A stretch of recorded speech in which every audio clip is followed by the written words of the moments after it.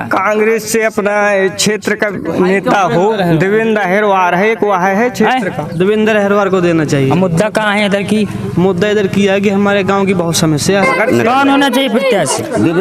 हमारे देवेंद्र भैया अहिरवार होना चाहिए क्योंकि वो क्षेत्र का नेता है। प्रत्याशी रविंद्र अहिरवार देवेंद्र अहिरवार देवेंद्र अहिरवार होना चाहिए। खुल के वोट समर्थन, खुल के समर्थन। और भाजपा का टक्कर देने के लिए क्षेत्रीय प्रत्याशी जरूरी भी है। क्षेत्रीय प्रत्याशी अहिरवार के अलावा कोनो टक्कर नहीं लायक न हो। प्रत्याशी का ना कनो जानी तो को दाई वोट। कुछ युवा हमें मिले हैं, कुछ बुजुर्ग भी हैं।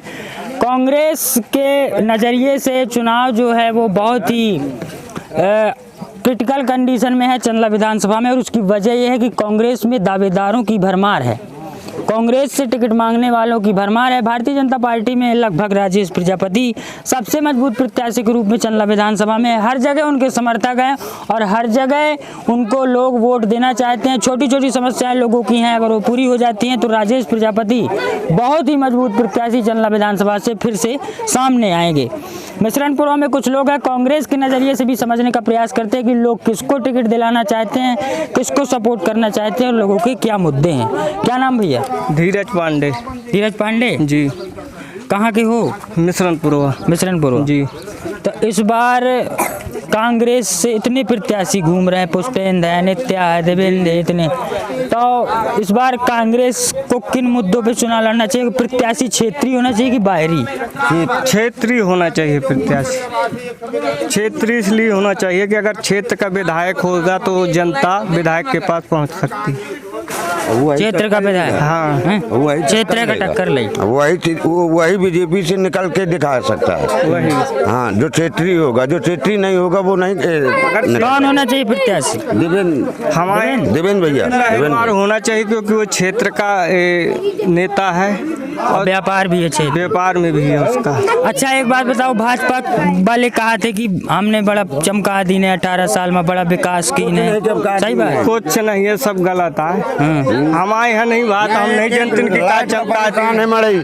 हाँ, अंधेरे में जो रोटी खा थे मड़ई, लड़कन का कीड़ा बीटी या जो कीड़ा मकूड़ा खा थे, कोई सुनाई नहीं है। बीजेपी में क्या सुनाई है? हाँ, हमारे यहाँ था बीजेपी का निकले कहा, बीजेपी का बहुत वोट को हो चाहिए प्रत्याशी? रविंद्र अहिरवार देवेंद्र अहिरवार होना चाहिए। खुल के वोट समर्थन, खुल के समर्थन। और भाजपा का टक्कर देने के लिए क्षेत्रीय प्रत्याशी जरूरी भी है। क्षेत्रीय प्रत्याशी अहिरवार के अलावा कोनो टक्कर नहीं लायक न हो। प्रत्याशी का ना कनो जानी तो को दाई वोट। तो फिर आदमी मिले कैसे जा? कैसे ना मिले जा पाई को जई छतरपुर अपने क्षेत्र का विधायक हुई तो क्षेत्र के विधायक से जनता मिल रही। कोरोना पे क्या कह रहे थे?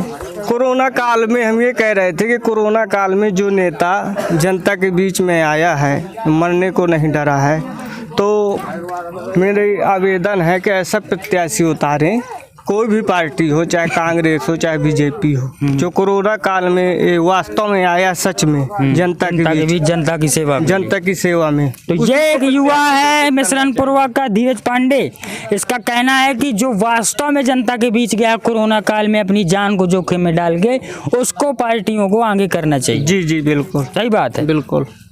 और कांग्रेस से कहीं टिकट मिल जाए? कांग्रेस से अपना क्षेत्र का नेता हो देवेंद्र अहिरवार है, एक वह है क्षेत्र का, देवेंद्र अहिरवार को देना चाहिए। मुद्दा कहाँ है इधर की? मुद्दा इधर किया है कि हमारे गांव की बहुत समस्या है, बीजेपी ने अभी तक नहीं कुछ कर पाई है। अब देखते हैं कांग्रेस क्या करके दिखाती है।